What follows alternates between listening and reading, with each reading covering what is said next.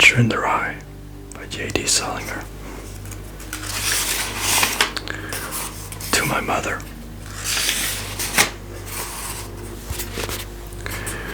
If you really want to hear about it, the first thing you'll probably want to know is where I was born, and what my lousy childhood was like, and how my parents were occupied and all before they had me, and all that David Copperfield kind of crap, but I don't feel like going into it. If you want to know the truth.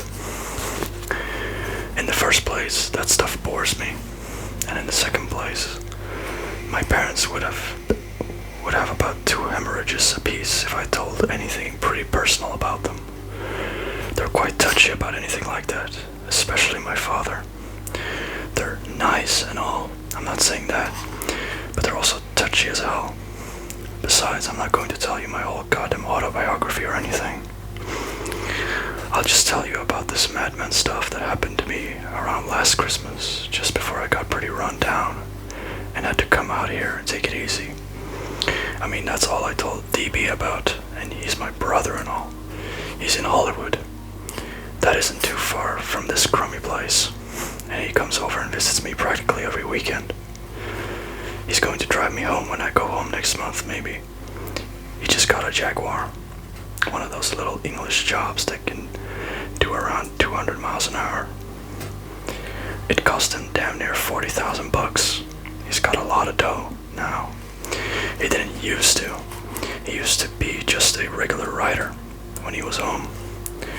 He wrote this terrific book of short stories, The Secret Goldfish, in case you never heard of him. The best one in it was The Secret Goldfish.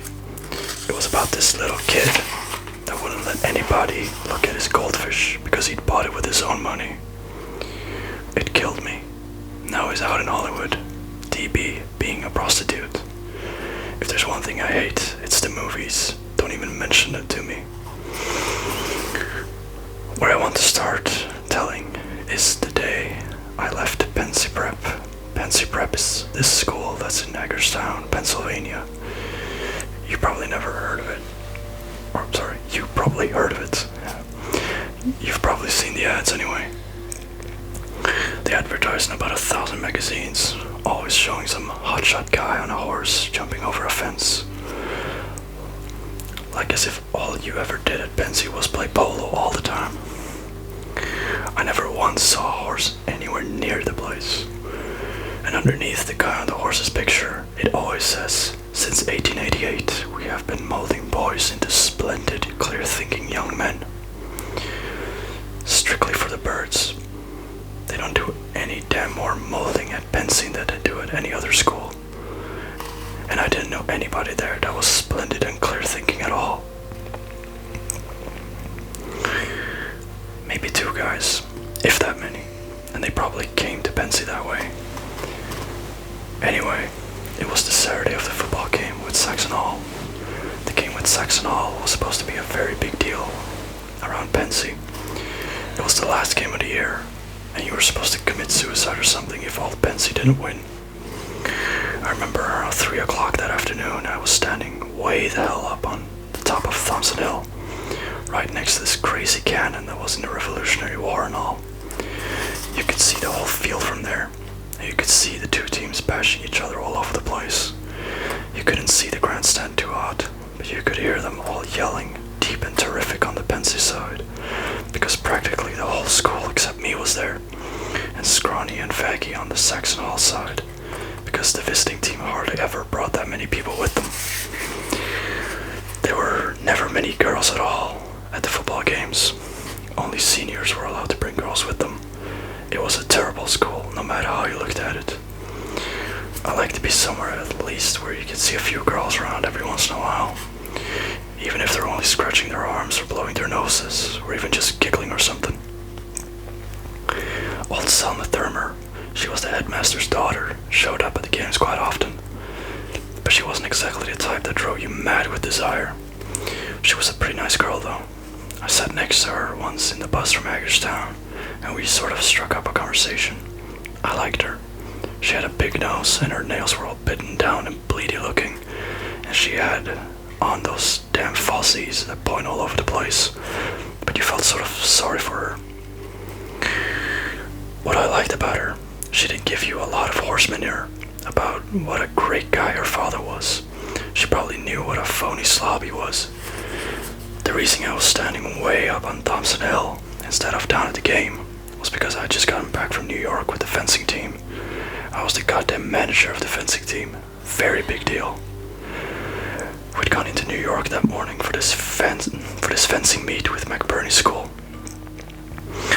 Only we didn't have the meet. I left all the foils and equipment and stuff on the goddamn subway. It wasn't all my fault. I had to keep getting up to look at this map so we'd know where to get off. So we got back to Pensy around 2:30 instead of around dinner time. The whole team ostracized me the whole way back on the train. It was pretty funny in a way. The other reason I wasn't down at the game was because I was on my way to say goodbye to old Spencer, my history teacher. He had the grip, and I figured I probably wouldn't see him again till Christmas vacation started. He wrote this note saying he wanted to see me before I went home. He knew I wasn't coming back to Pensy. I forgot to tell you about that. They kicked me out. I wasn't supposed to come back after Christmas vacation on account of I was flunking 4 subjects and not applying myself in all. They gave me frequent warning to start applying myself, especially around midterms, when my parents came up for a conference with old Thermer. But I didn't do it, so I got the axe. They give guys the axe quite frequently at Pensy. It has a very good academic rating, Pensy. It really does. Anyway, it was December and all, and it was cold as a witch's teeth, especially on top of that stupid hill. I only had on my reversible and no gloves or anything. The week before that, somebody had stolen my camel's hair coat right out of my room, with my fur-lined gloves right in the pocket and all.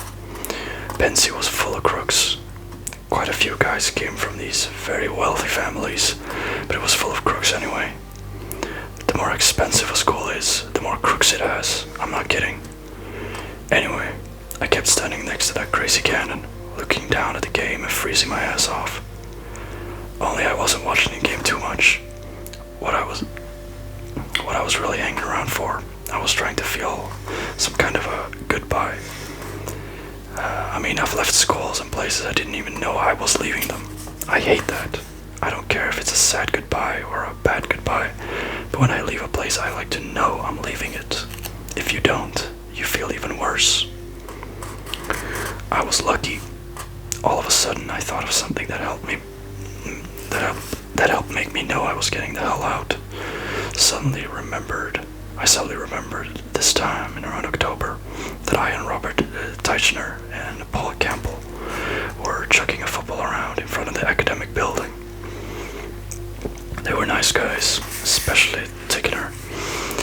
It was just before dinner and it was getting pretty dark out, but we just kept chucking the ball around anyway. It kept getting darker and darker and we could hardly see the ball anymore, but we didn't want to stop doing what we were doing. Finally we had to. This teacher that taught biology, Mr. Zambezi, stuck his head out of this window in the academic building and told us to go back to the dorm and get ready for dinner. If I get a chance to remember that kind of stuff, I can get a goodbye when I need one. At least, most of the time I can. As soon as I got it, I turned around and started running down the other side of the hill toward old Spencer's house. He didn't live on the campus. He lived on Anthony Wayne Avenue. I ran all the way to the main gate, and then I waited a second till I caught my breath. I have no wind, if you want to know the truth. I'm quite a heavy smoker for one thing. That is, I used to be. They made me cut it out. Another thing, I grew 6.5 inches last year. That's also how I practically got TB and came out of here for all these goddamn checkups and stuff. I'm pretty healthy though. Anyway, as soon as I got my breath back, I ran across Route 204. It was icy as hell and I damn near fell down. I don't even know what I was running for. I guess I just felt like it. After I got across the road, it felt like I was sort of disappearing. It was that kind of a crazy afternoon, terrifically cold and no sun out or anything. and you felt like you were disappearing every time you crossed the road. Boy, I rang that doorbell fast when I got to old Spencer's house. I was really frozen, my ears were hurting, and I could hardly move my fingers at all. Come on, I said right out loud almost. Somebody opened the door. Finally, old Mrs. Spencer opened it. They didn't have a maid or anything, and they always opened the door themselves. They didn't have too much dough. "Holden," Mr. Spencer said, "how lovely to see you. Come in, dear. Are you frozen to death?" I think she was glad to see me. She liked me. At least I think she did. Boy, did I get in that house fast. "How are you, Mrs. Spencer?" I said. "How's Mr. Spencer?" "Let me take your coat, dear," she said. She didn't hear me ask her how Mr. Spencer was. She was sort of deaf. She hung up my coat in the hall closet, and I sort of brushed my hair back with my hand. I wear a crew cut quite frequently, and I never have to comb it much. "How have you been, Mrs. Spencer?" I said, again, only louder, so she'd hear me. "I've been just fine, Holden." She closed the closet door. "How have you been?" The way she asked me, I knew right away old Spencer told her I'd been kicked out. "Fine," I said. How's Mr. Spencer?" He over his gripe, I'm not sure what that's supposed to mean. "Over it, Holden. He's behaving like a perfect, I don't know what. He's in his room, dear. Go right in." Chapter 2. They each had their own room and all. Their own room. Yeah. They were both around 70 years old, or even more than that. They got a bang out of things though, in a half-assed way of course. I know that sounds mean to say, but I don't mean it mean.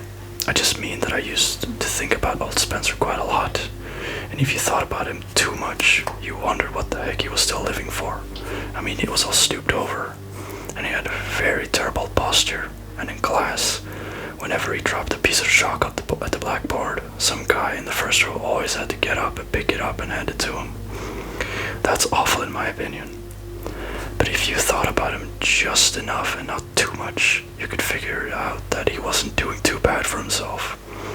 For instance, one Sunday when some other guys and I were over there for hot chocolate, he showed us this old beat-up Navajo blanket that he and Mrs. Spencer had bought off some Indian in Yellowstone Park.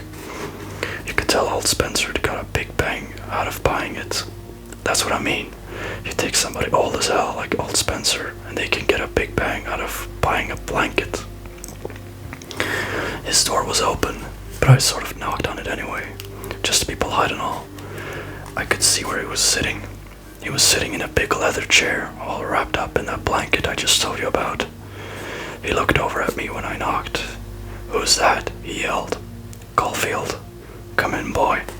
He was always yelling outside class. He got on your nerves sometimes.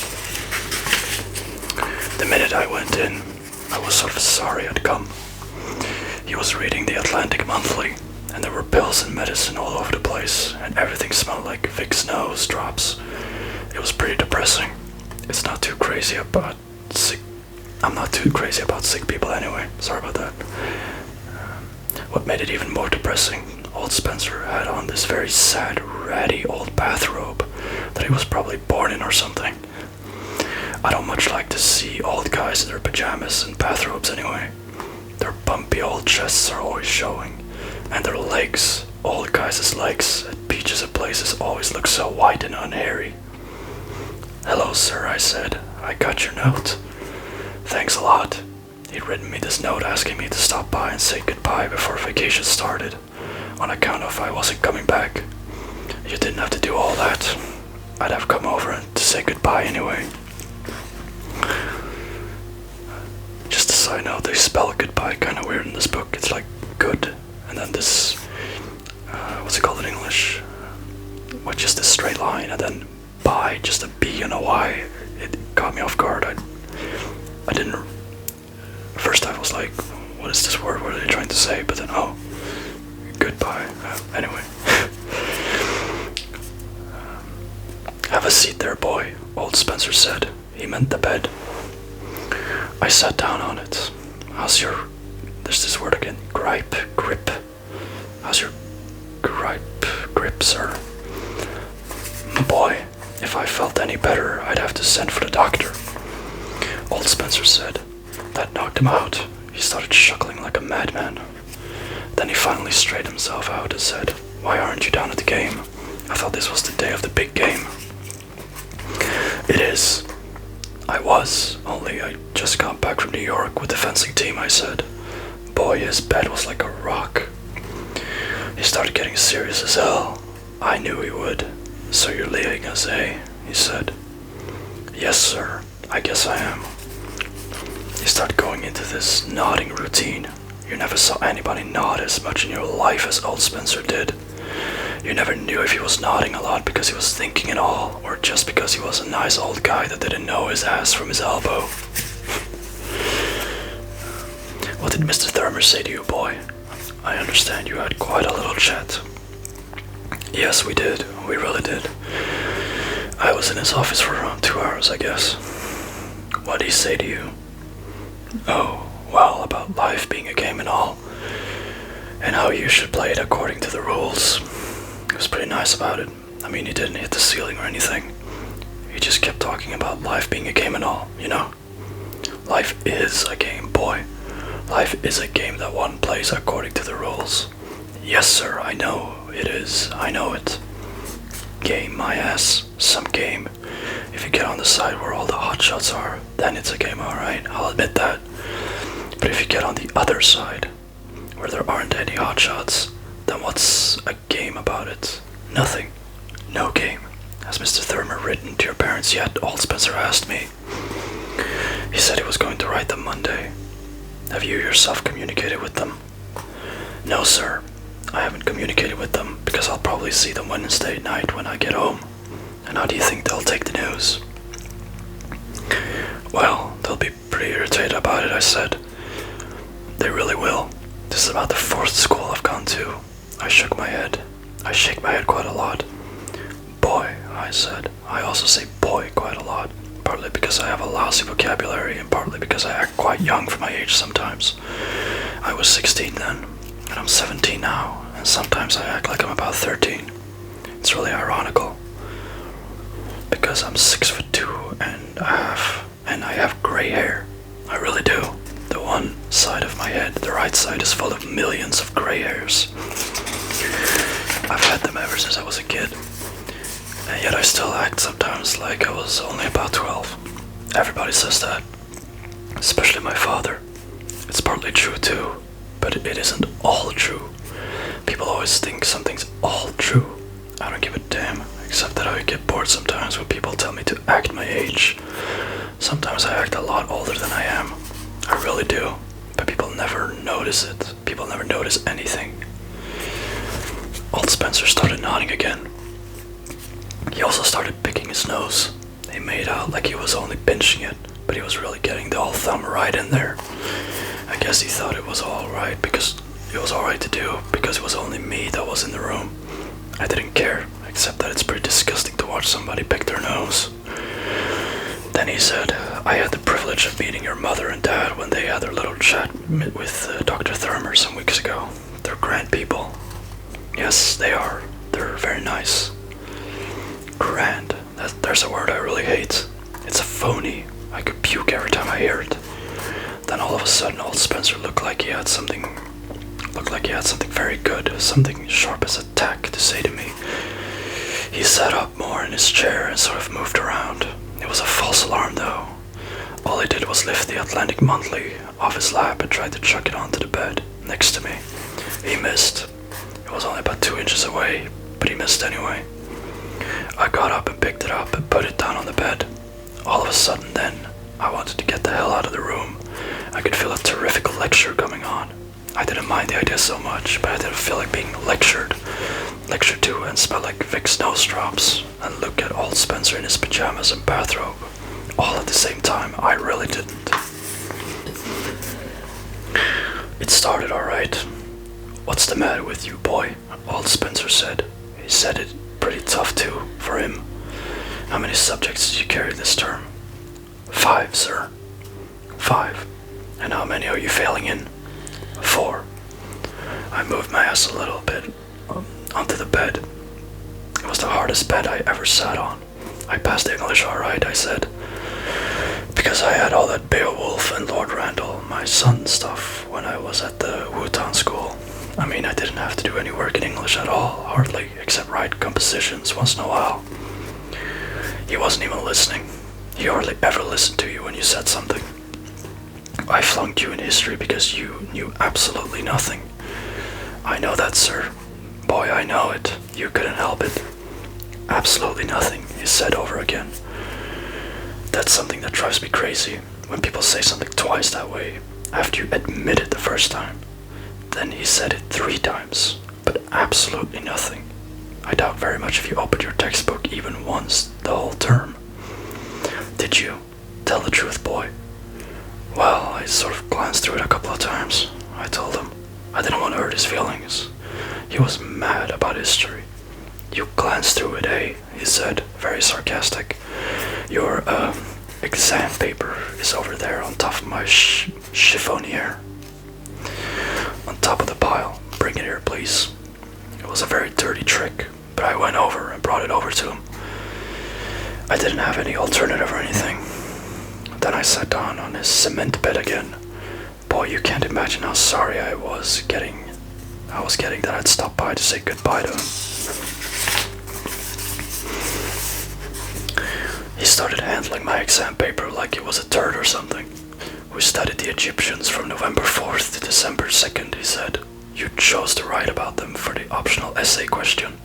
Would you care to hear what you had to say? No, sir, not very much, I said.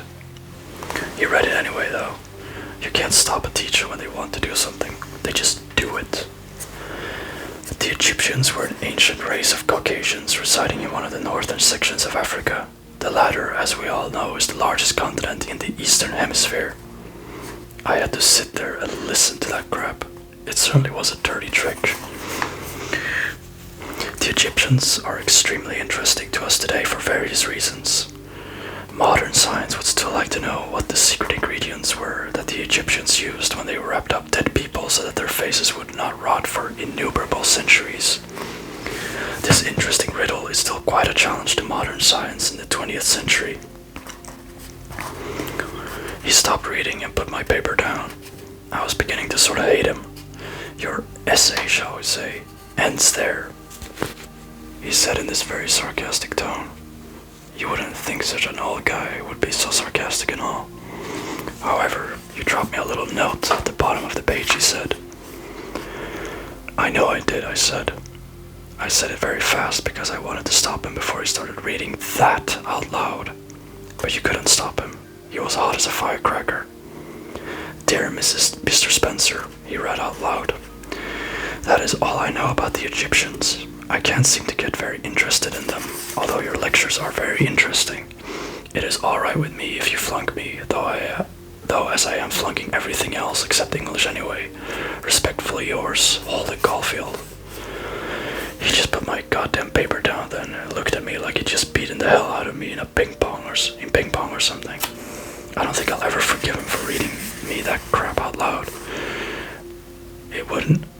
I wouldn't have read it out loud to him if he'd written it. I really wouldn't. In the first place, I'd only written that damn note so that he wouldn't feel too bad about flunking me. Do you blame me for flunking you, boy? He said. No, sir, I certainly don't, I said. I wish to hell he'd stop calling me boy all the time. He tried shucking my exam paper on the bed when he was through with it. Only he missed again, naturally.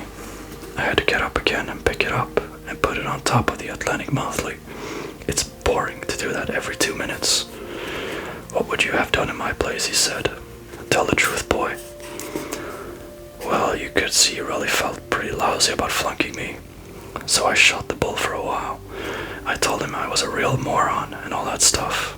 I told him how I would have done exactly the same thing if I'd been in his place, and how most people didn't appreciate how tough it is being a teacher. That kind of stuff, the old bull. The funny thing is, though, I was sort of thinking of something else while I shot the bull. I live in New York, and I was thinking about the lagoon in Central Park, down near Central Park South. I was wondering if it would be frozen over when I got home, and if it was, where did the ducks go? I was wondering where the ducks went when the lagoon got all icy and frozen over. I wondered if some guy came in a truck and took them away to a zoo or something, or if they just flew away. I'm lucky though. I mean, I could shoot the old ball to old Spencer and think about those ducks at the same time. It's funny, you don't have to think too hard when you talk to a teacher. All of a sudden though, he interrupted me while I was shooting the ball. He was always interrupting you. How do you feel about all this, boy? I'd be very interested to know. Very interested. You mean about my flunking out of 𝒂𝒄𝒉𝒆𝒓 and all? I said. I sort of wished he'd cover up his puppy chest. It wasn't such a beautiful view. If I'm not mistaken, I believe you also had some difficulty at the Woodlawn School and at Elkton Hills. You didn't say it just sarcastic, but sort of nasty too. I didn't have too much difficulty at Elkton Hills, I told him. I didn't exactly flunk out or anything. I just quit, sort of. Why, may I ask? Why? Oh, well, it's a long story, sir. I mean, it's pretty complicated. I didn't feel like going into the whole thing with him. He wouldn't have understood it anyway. It wasn't up his alley. It wasn't up his alley at all. One of the biggest reasons I left Elkton Hills was because I was surrounded by phonies, that's all. They were coming in the goddamn window, for instance. They had this headmaster, Mr. Haas. That was the phoniest bastard I ever met in my life. 10 times worse than old Thermer. On Sundays, for instance, old Haas went around shaking hands with everybody's parents when they drove up to school. He'd be charming as hell and all. Except if some boy had little old funny-looking parents. You should have seen the way he did with my roommate's parents. I mean, if a boy's mother was sort of fat or corny looking or something, and if somebody's father was one of those guys that wear those suits with very big shoulders and corny black and white shoes, then old Haas would just shake hands with them and give them a phony smile, and then he'd go talk for maybe half an hour with somebody else's parents. I can't stand that stuff. It drives me crazy. It makes me so depressed I go crazy. I hated that goddamn Elkton Hills. Old Spencer asked me something then, but I didn't hear him. I was thinking about old Haas. What, sir? I said. Do you have any particular qualms about leaving 𝒂𝒄𝒉𝒆𝒓? Oh, I have a few qualms, alright. Sure, but not too many. Not yet, anyway. I guess it hasn't really hit me yet. It takes things a while to hit me. All I'm doing right now is thinking about going home Wednesday. I'm a moron. Do you feel absolutely no concern for your future, boy? Oh, I feel some concern for my future, alright. Sure, I do. I thought about it for a minute, but not too much, I guess. Not too much, I guess. You will, old Spencer said. You will, boy. You will when it's too late.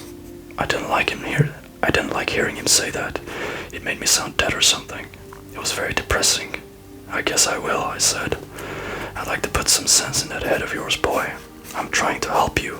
I'm trying to help you, if I can. He really was, too. You could see that. But it was just that we were too much on opposite sides of the ball, that's all. I know you are, sir, I said. Thanks a lot. No kidding, I appreciate it. I really do. I got up from the bed.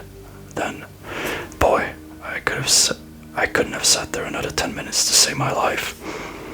The thing is, though, I have to get going now. I have quite a bit of equipment at the gym I have to get to take home with me. I really do. He looked up at me and started nodding again, with this very serious look on his face. I felt sorry as hell for him, all of a sudden.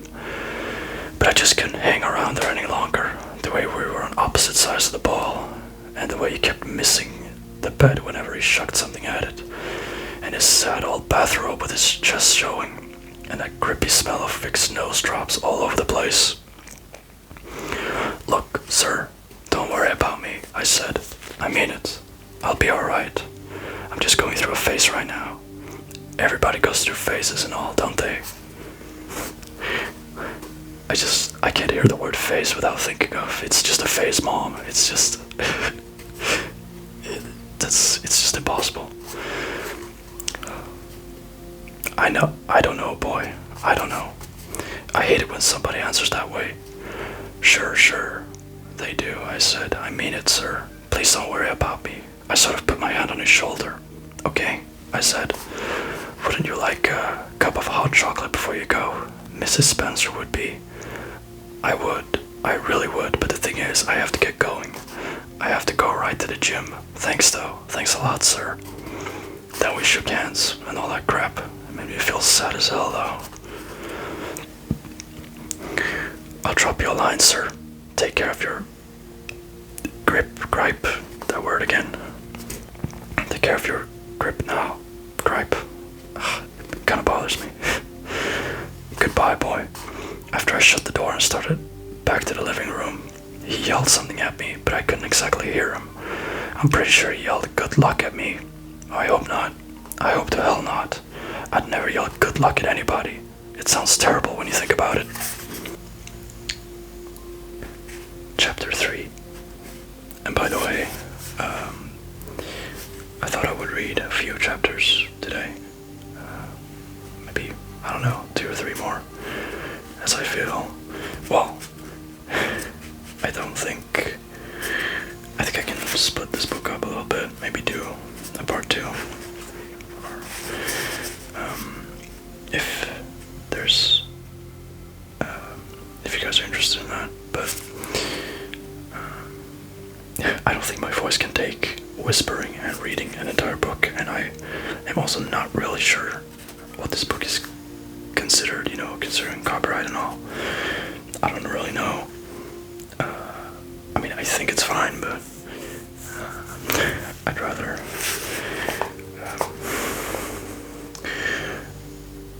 just read a few chapters and then, see what you guys think about it. But anyway, let's continue here.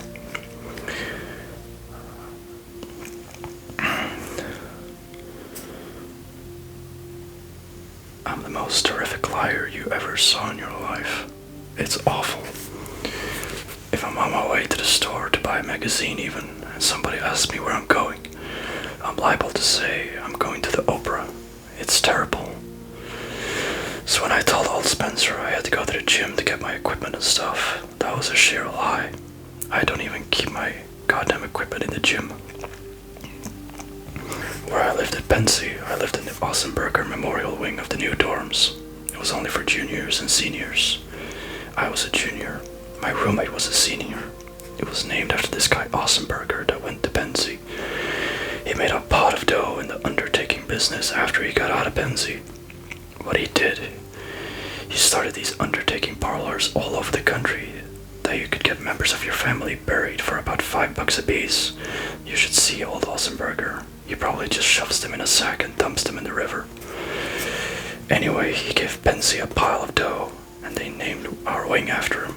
The first football game of the year, he came up to school in this big goddamn Cadillac, and we all had to stand up in the grandstand to give him a locomotive. That's a cheer.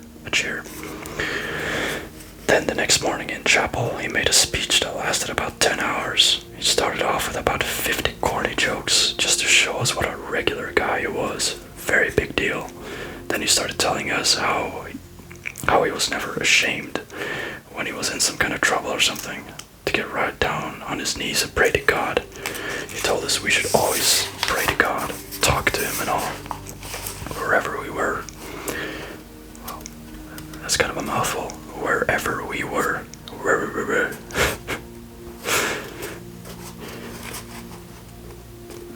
He told us we ought to think of Jesus as our buddy and all. He said he talked to Jesus all the time. This is unrelated. I'm sorry that I'm interrupting. But this reminded me of something that happened to me a few months ago. I was going to, me and my girlfriend were going to the store, and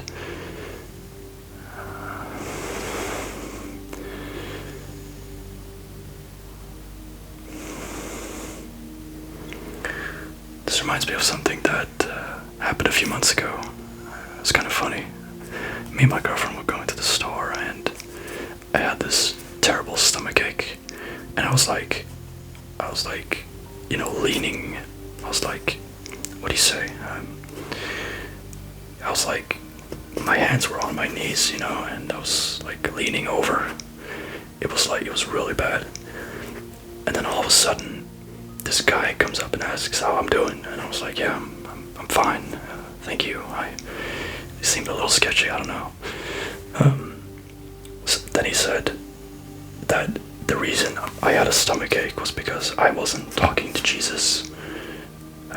I should talk to Jesus more, because he had talked to Jesus all the time and had cured it. Yeah, and he said specifically that Jesus had cured his stomach aches like a bunch of times, and just this really reminded me of that. And I was like, yeah, I'll thank you for opening my eyes.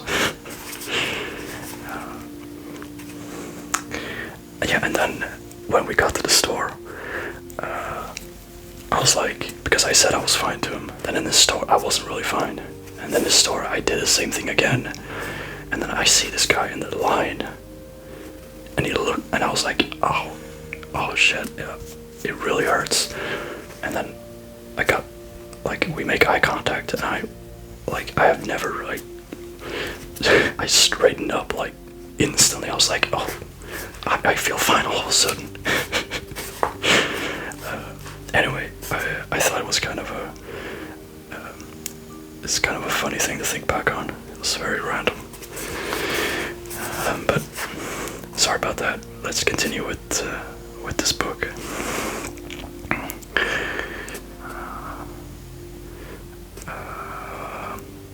He said he talked to Jesus all the time, even when he was driving his car. That killed me. I could just see the big phony bastard shifting into first gear and asking Jesus to send him a few more stiffs. The only good part of his speech was right in the middle of it. He was telling us all about what a swell guy he was. What a hotshot and all. Then all of a sudden, this guy, sitting in the row in front of me, Edgar Marsala, laid this terrific fart. It was a very crude thing to do in Chaplin and all, but it was also quite amusing. Old Marsala, he damn near blew the roof off. Hardly anybody laughed out loud, and old Ossenberger made out like he didn't even hear it. But old Thermer, the headmaster, was sitting right next to him on the rostrum and all, and you could tell he heard it. Boy, was he sore. He didn't say anything then, but the next night he made us have a compulsory study hall in the academic building, and he came up and made a speech. He said that the boy that had created the disturbance in chapel wasn't fit to go to Benzie.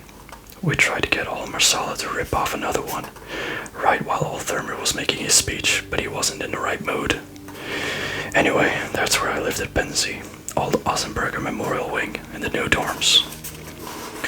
It was pretty nice to get back to my room after I left old Spencer, because everybody was down at the game, and the heat was on in our room for a change.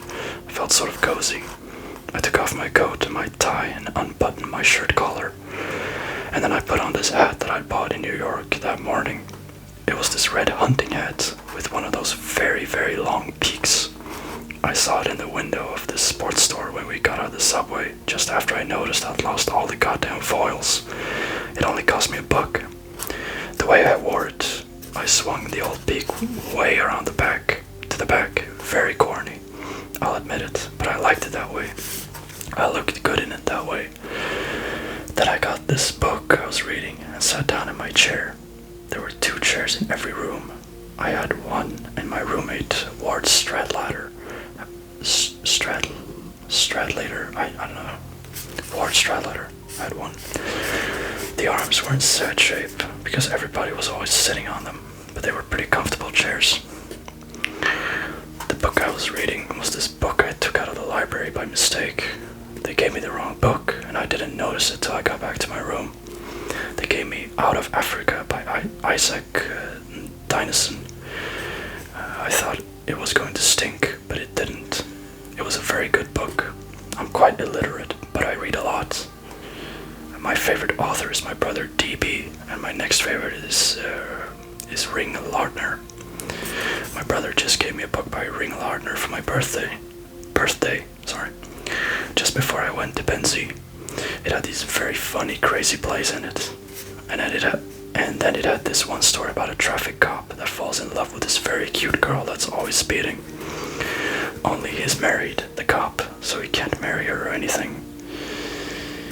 Then this girl gets killed because she's always speeding. That story just about killed me. What I like best is a book that's at least funny once in a while. I read a lot of classical books, like The Return of the Native and all, and I like them. And I read a lot of war books and mysteries and all, but they don't knock me out too much. What really knocks me out is a book that, when you're all done reading it, you wish the author that wrote it was a terrific friend of yours, and you could call him up on the phone whenever you felt like it. That doesn't happen much though. I wouldn't mind calling this Isaac Dynson up and Ring Lardner, except DB told me he's dead. You take that book of Human Bondage by Somerset Maugham though. I read it last summer.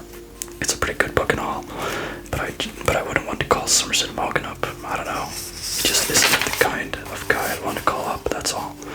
I'd rather call old Thomas Hardy up. I like that Eustacia vibe. Anyway, I put on my new hat and sat down and started reading that book, Out of Africa. I'd read it already, but I wanted to read certain parts over again. I'd only read about 3 pages though, when I heard somebody coming through the shower curtains. Even without looking up, I knew right away who it was. It was Robert Ackley, this guy that roomed right next to me. There was a shower right between every 2 rooms in our wing, and about 85 times a day old Ackley barged in on me. He was probably the only guy in the whole dorm, besides me, that wasn't down at the game. He hardly ever went anywhere. He was a very peculiar guy. He was a senior, and he'd been at Benzie the whole 4 years and all, but nobody ever called him anything except Ackley. Not even Herb Gale, his own roommate, ever called him Bob, or even Ack. If he ever gets married, his own wife will probably call him Ackley. He was one of these very, very tall, round-shouldered guys. He was about 6'4", with lousy teeth. The whole tiny room next to me, I never once saw him brush his teeth. They always looked mossy and awful, and he damn near made you sick if you saw him in the dining room with his mouth full of mashed potatoes and peas or something. Besides that, he had a lot of pimples. Not just on his forehead or his chin, like most guys, but all over his whole face. And not only that, he had a terrible personality. He was also sort of a nasty guy. I wasn't too crazy about him, to tell you the truth. I could feel him standing on the shower ledge right behind my chair, taking a look to see if Stradlater was around.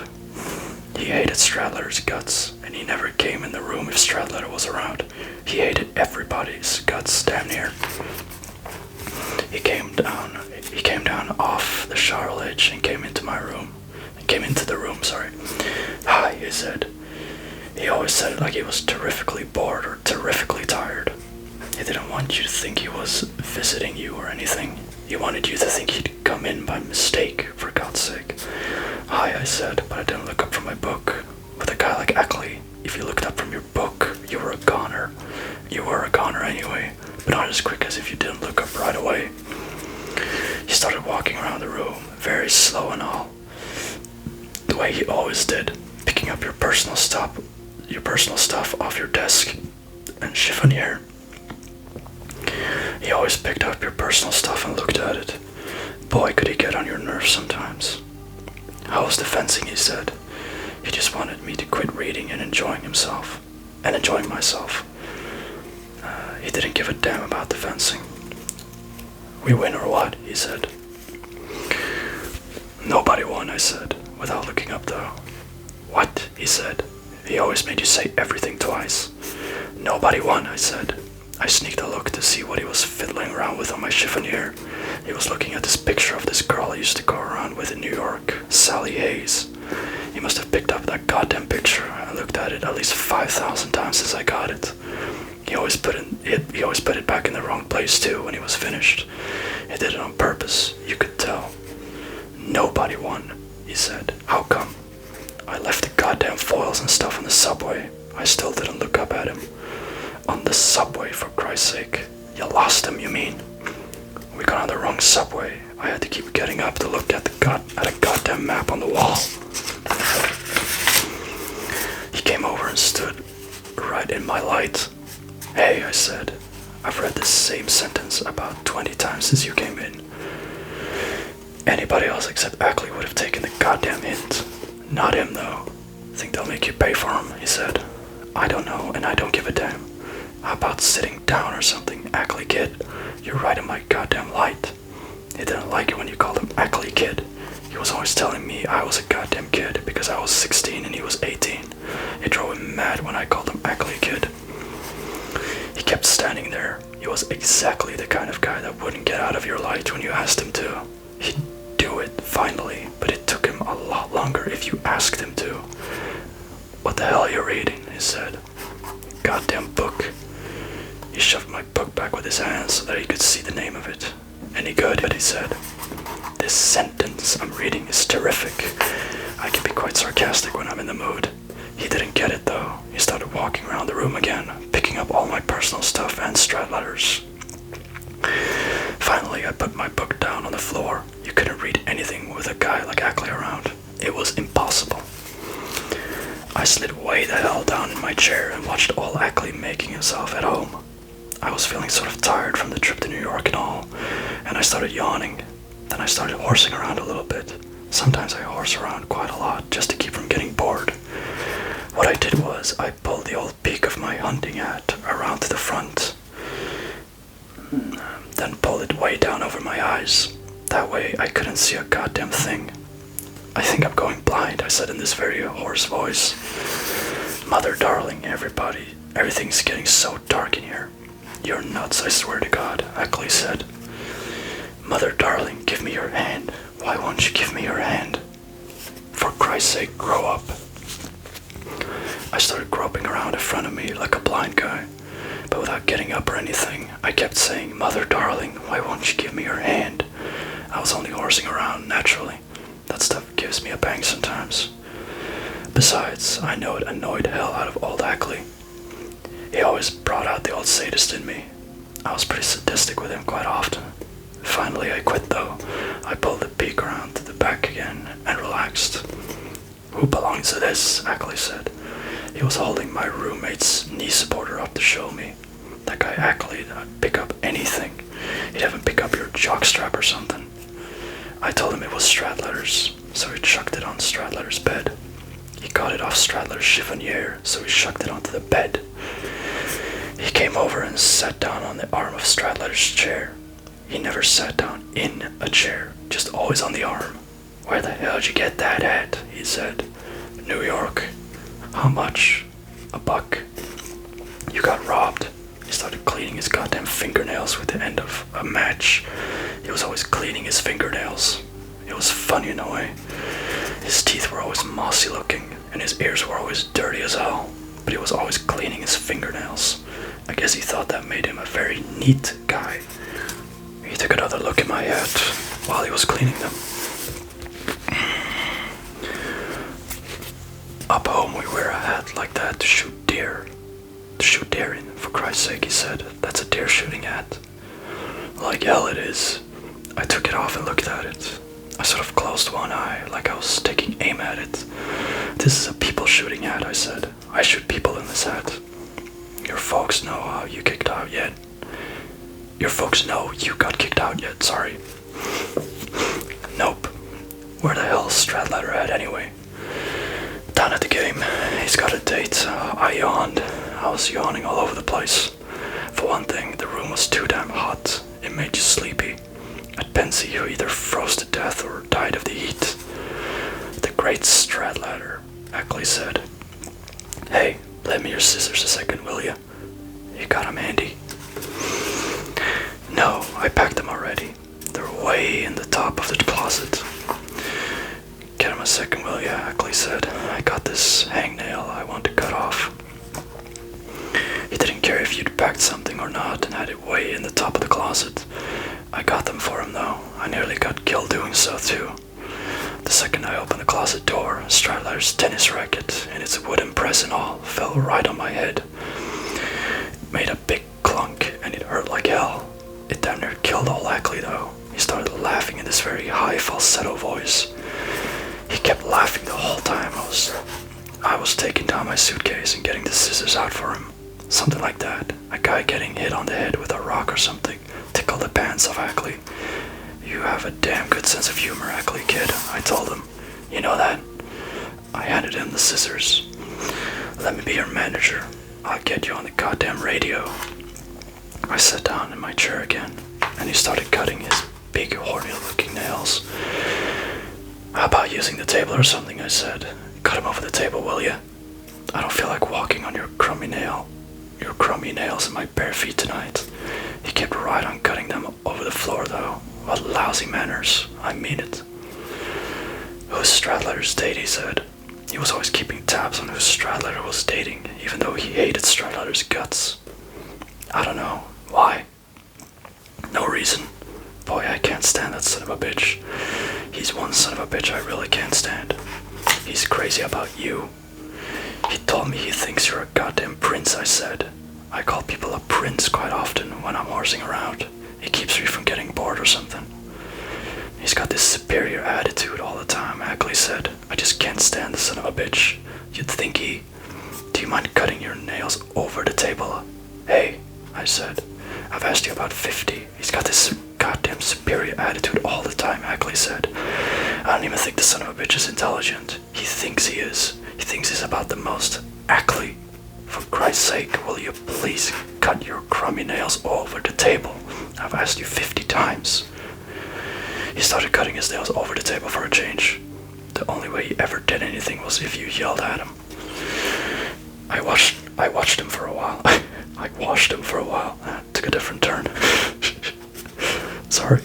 I watched him for a while, yeah. Then I said, the reason you're sore at Stradlatter is because he said that stuff about brushing your teeth every once in a while.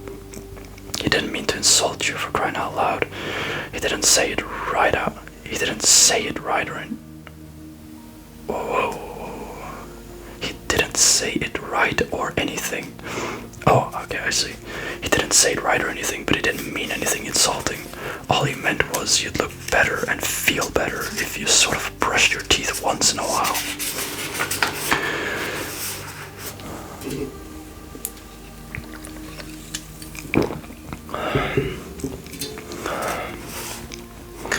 I brush my teeth. Don't give me that. No, you don't. I've seen you and you don't, I said. I didn't say it nasty though. I felt sort of sorry for him in a way. I mean, it isn't too nice, naturally, if somebody tells you you don't brush your teeth. Stradlatter's alright. He's not too bad, I said. You don't know him, that's the trouble. I still say he's a son of a bitch. He's a conceited son of a bitch. He's conceited, but he's very generous in some things. He really is, I said. Look, suppose for instance Stradlatter was wearing a tie or something that you liked. Say he had a tie on that you liked a hell of a lot. I'm just giving you an example now. You know what he'd do? He'd probably take it off and give it to you. He really would.